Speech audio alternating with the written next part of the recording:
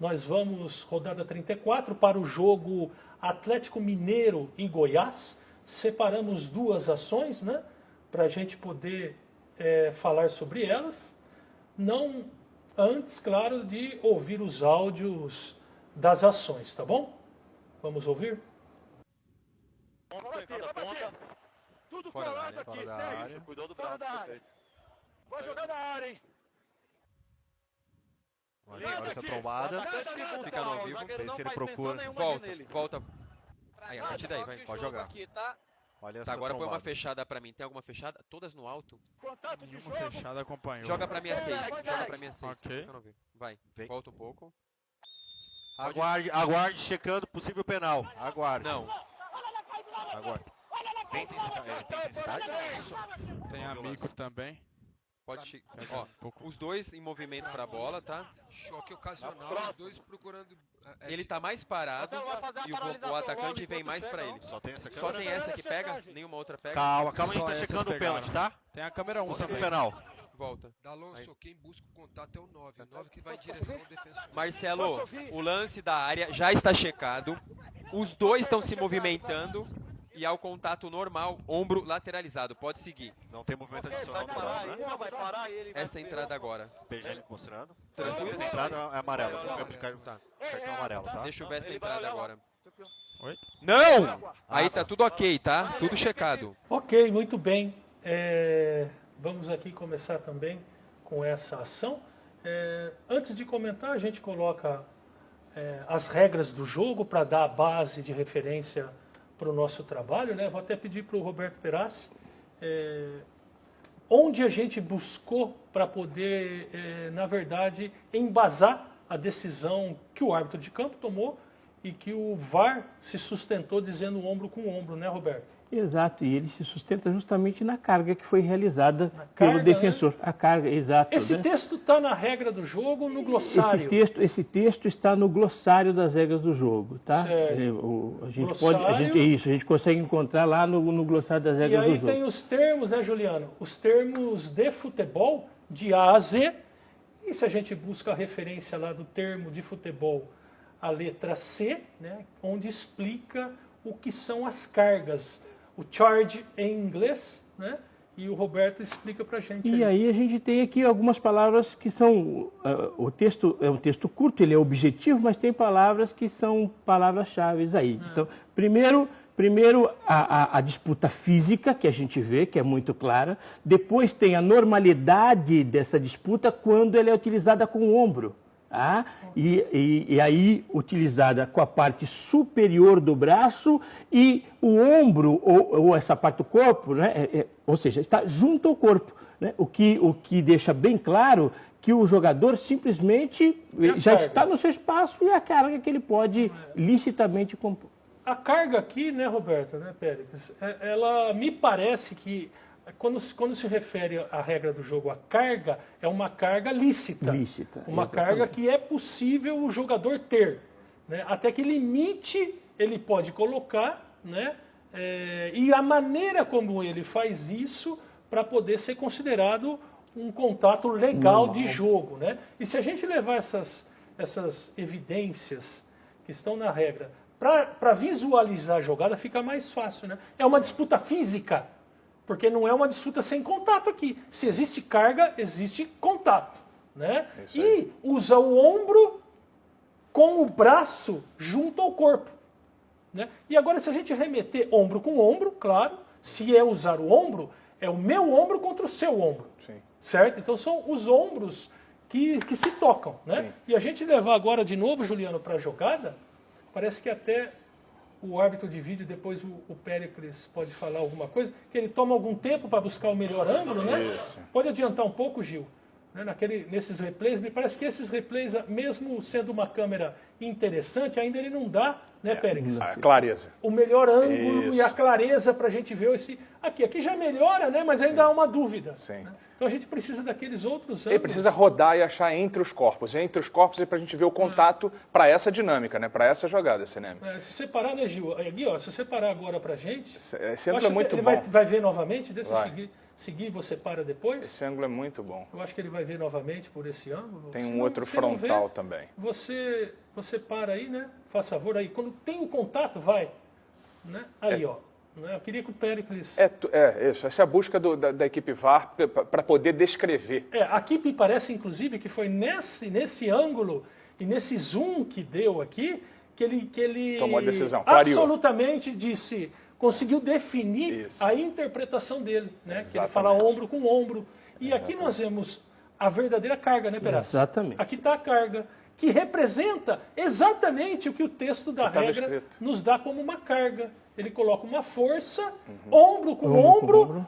braço fechado, inclusive tem um avar. Tem uma pergunta, exatamente. Ele não usa o braço, não, né? Exatamente. Eu ia chegar nesse Não tem ponto. movimento adicional com Eu o ia braço. chegar nesse ponto. O trabalho em Deixa eu equipe seguir, Gil. da cabine faz um avar pergunta. Não há um movimento adicional do braço depois do contato, como se fosse um empurrão? Não. Por quê? Porque lá no texto está escrito que carga é esse contato com o ombro ou parte alta do braço com ele junto ao corpo. E é um contato físico, como você falou, né?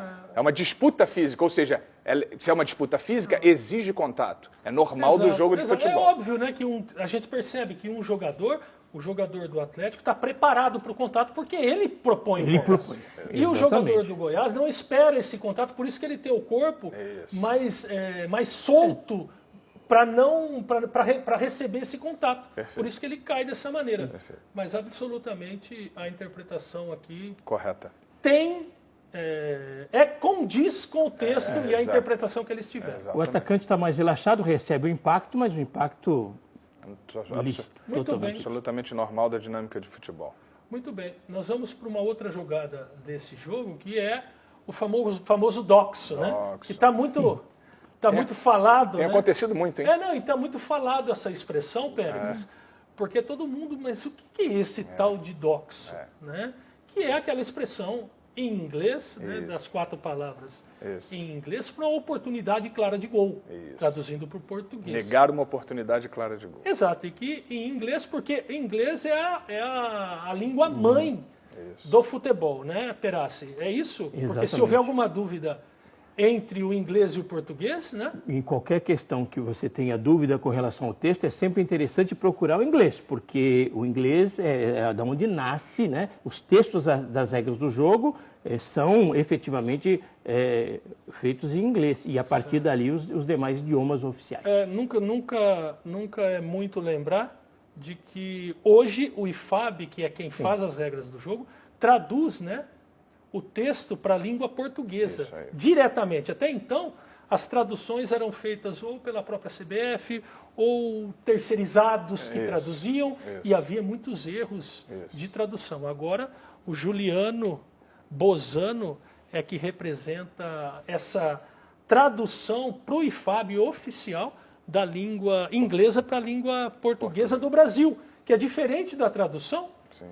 para a língua portuguesa de Portugal, né, Juliano? Porque, por exemplo, só um exemplo, em Portugal a regra do jogo eles usam fora de jogo, eles não usam impedimento. E aqui no Brasil, se você pegar o texto em português brasileiro, a expressão é impedimento e não fora de jogo. Isso aí.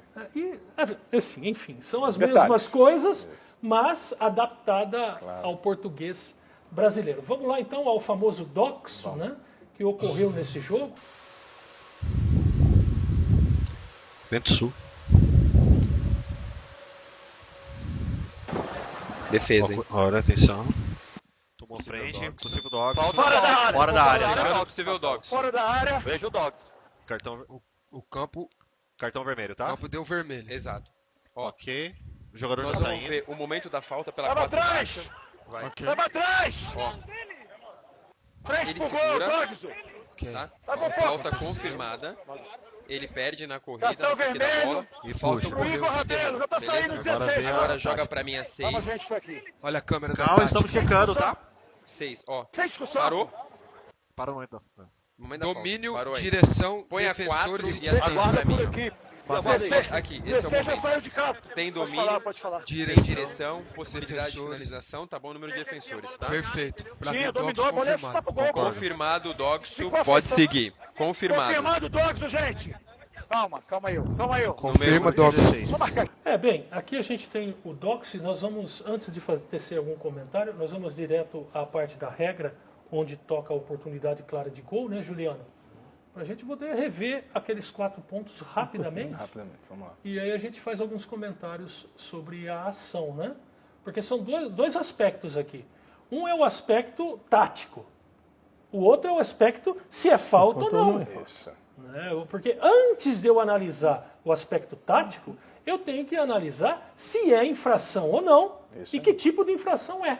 Assim que começa a equipe VAR. Não é Analisando verdade? se é falta ou não. Isso é fundamental. Não posso pensar que já existe a falta e ir para o passo 2, que é olhar só a questão tática. Perfeito. Né? Isso é bastante importante. Peço de novo para o Perassi, né? Que na questão da oportunidade clara de gol para uma expulsão, devem ser consideradas as seguintes circunstâncias, Pois né, é, Perassi? a partir do momento em que efetivamente a falta acontece, né, como foi o caso, né, aí passa a considerar confirmada a falta. Confirmada a falta. Aí vamos para a questão tática. Perfeito. E aí algumas referências que colaboram para o entendimento do doxo, né, para a situação clara e manifesta ou impedir essa situação clara e manifesta. Dentre elas, a distância do local da infração e a meta. Lógico que quanto mais próximo da meta for, maior aumenta a possibilidade de Mas elas se interagem, né? Mas são todas... Elas se conversam, dialogam completamente. Então, além da distância, a direção, né? E aí uma direção convergente também dialoga com essa distância, a probabilidade de manter a bola controlada, isso é muito importante, o jogador ter o controle e a probabilidade de controlar, e a posição, o número de defensores e atacantes também é importante. Entre o local da falta, é importante porque quanto menor for o número de atacantes, somando-se a essa questão da distância, da direção e do domínio, né? E a posição que eles estão. E a posição que eles estão, logicamente. Porque se eu tiver 10 adversários próximos, mas nenhum com possibilidade de disputar, não adianta ele estar próximo. Exatamente. É por isso que é a posição e o número. Não é somente a matemática, né? Na verdade, a posição é mais importante que o número de defensores. Perfeitamente, porque se estão todos atrás da linha da bola... E o jogador livre para... E com velocidade. Somando as outras 3. Exato. Então vamos remeter essas situações para a jogada para poder facilitar o entendimento. Exatamente. Né? E que foi o que o Marcelo, isso é bastante importante, né, Pérez? Isso. Depois você pode até já falar sobre a questão do VAR, como facilita quando um árbitro do campo toma uma decisão correta e é uma confirmação, né? Isso. Porque muita gente pensa que usar o VAR é só quando existe uma revisão, não. Para o campo, para os jogadores, para quem está no estádio, para todo mundo, quando um VAR confirma uma decisão correta de um árbitro, tem um peso muito positivo para a arbitragem também, né? É um seguro para o jogo quando ocorre esse tipo de situação. Né? Exatamente. E aqui a gente vê o trabalho que ele fez, né? Vamos ver, porque ele começa realmente falando analisando a falta. Isso. É a primeira análise que ele tem que fazer, como a gente já colocou. Ele encontra a falta e depois ele vai para a parte 2, que é o encontro de toda essa questão. Uma falta imprudente, né? Uma falta imprudente. A gente vê que não tem um contato absoluto. Você não pode dizer agarrou fortemente, ou empurrou, ou deu um tranco muito forte por trás. Mas é muito importante o entendimento do jogo. Exatamente. Entendimento do jogo é dizer assim, saem 2 jogadores para disputar. Vou pedir para o Juliano pôr até naquela câmera um pouco mais aberta, Gil, essa 16:50, né? Porque a bola vem de um passe errado. Para, por favor, Gil. Para um pouquinho antes da disputa, para a gente ver na outra câmera, Gil, naquela 16, essa. Aí. Para aqui. Partem 2 jogadores para a disputa, né? E o árbitro, o Marcelo, ele também já acompanha visualmente essa ação, porque foi uma perda de bola, um passe errado. Ele teve que reagir. E se a gente olhar assim, por esse ângulo, parece que o defensor está mais próximo que o atacante. Mas no final das contas, né, o resultado final chegaram ombro com ombro para carregar, né, para ter a carga lícita, ombro com ombro, e disputar essa jogada, ou alguém chega primeiro? Esse é o primeiro passo para o entendimento do jogo. Quem chega primeiro e ocupa um espaço e quem joga a bola. São 2 aspectos muito importantes para o entendimento do jogo. Vamos lá ver então quem chega primeiro e quem toca a bola, né? Olha lá, quem toca a bola é o jogador de verde, do Goiás, e quem toma a frente, depois que toca a bola, para já ficar com uma posição dentro daqueles elementos, né, Perazzi? Dos 4 elementos, é o jogador do Goiás. Domínio da bola, direção, distância. Aquele outro adversário já não tem condições de chegar porque está muito próximo do gol. Né? Então tudo isso se soma se converge para uma decisão correta do campo de jogo. Né? E isso é importante. Agora, a partir disso, isso é o segundo passo da interpretação que tem que ter. Qual é a opção que o zagueiro tem aqui, a partir de agora? Ou ele consegue, sem uma carga ilícita, tocar essa bola de novo, só tocando a bola, ou ele vai tentar tocar essa bola e as cargas que ele fizer a partir de agora são cargas ilícitas. É um risco que ele assume. Assume o risco. Né? E ele passa a ser imprudente, né, Perazzi? Imprudente, exatamente. Né? Por mais que ele queira, às vezes, buscar a bola, ele tem que tomar cuidado, né? Porque a partir de agora é um carro a 80 por hora andando na faixa de segurança na frente da escola. Exatamente. Né? Ele tem que tomar muito cuidado. E aqui a possibilidade de carga ilícita, né? A gente leu carga lícita, o que é uma carga lícita. Que é ombro a ombro. Ombro a ombro. E aqui, a partir desse momento, essa dinâmica aqui, se você tocar e derrubar o seu adversário... É importante dizer, toda carga tem que ter força para derrubá-lo. Claro. Né? Não é porque eu estou atrás ali que tem o mínimo contato, mas a gente vê que o defensor começa a fazer movimentos com o braço e com a perna que afetam esse jogador. Perfeito. Tem toque embaixo, tem toque no quadril, tem o braço em cima, que eles podem se tornar dificultoso, né? Mas desde que ele tenha um limite. Mas quando ele ultrapassa esse limite, esse contato faz com que esse jogador caia, é uma infração cometida. Né? Ok? Deixa eu seguir, Gil, só para a gente ver.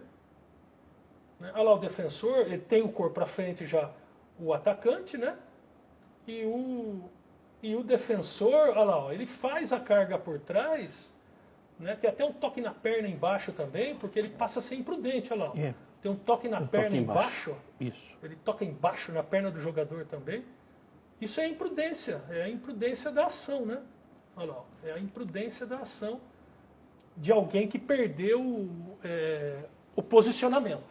Afeta absolutamente a dinâmica de corrida do atacante. A gente vê o Marcelo bem posicionado, né, Pérez? É. E agora, só para completar, né, Pérez, dessa ação, facilita muito o trabalho, né? Muito, porque o Marcelo consegue um ângulo em que ele é capaz de decidir tudo, talvez com uma comunicação do assistente para também falar se está dentro ou fora, né? Mas ele consegue ver tudo. O assistente lá? O assistente lá, que controla esse dentro ou fora para um árbitro que fica para trás numa situação de surpresa, pode acontecer. Não tem o posicionamento ideal. Ele não é ideal. O posicionamento ideal é nessa zona aqui em diagonal mais aberto, né? Mas ele ajusta para conseguir um ângulo, né? Sim, mas no final das contas, qual é o melhor posicionamento? É aquele que te leva ao acerto. Exato. Essa é a realidade da regra do jogo. O melhor posicionamento é aquele que te leva ao acerto. Não existe uma receita definitiva para o melhor posicionamento. Né? E aqui ele tem uma ótima decisão, mas com a colaboração do árbitro assistente. E se comunicam. E avisam um detalhe, né, Pérez, importante, né? Eles tomam uma decisão de campo daquela máxima do protocolo também, que diz, né? Esqueça do VAR durante a sua decisão e lembre do VAR após a sua decisão. Ou seja, eles entram numa dinâmica de decidir, esquecendo do VAR e depois rapidamente se recordam para poder se comunicar. Essa é a base do treinamento, quando a gente está aprendendo o VAR, que a gente coloca árbitros para trabalhar no campo, árbitros para trabalhar na cabine, a base do treinamento é essa: esqueça o VAR, tome sua decisão dentro do campo e depois lembre dele. A gente vê o assistente voltando, toda vez que o assistente volta, né, ele está comunicando. Para essa linha da grande área, ele está comunicando que para ele foi fora da área. E a partir daí, tudo que eles falam com os jogadores e tudo que eles verbalizam, chega na cabine em forma de comunicação. A partir daí, o VAR, já com a decisão tomada no campo, fica muito fácil para ele encontrar os elementos descritos pelo Marcelo. E aí ele encontra a falta, e depois da falta ele vai para o segundo elemento, que é a parte tática, e encontra o Dogs. Muito bem.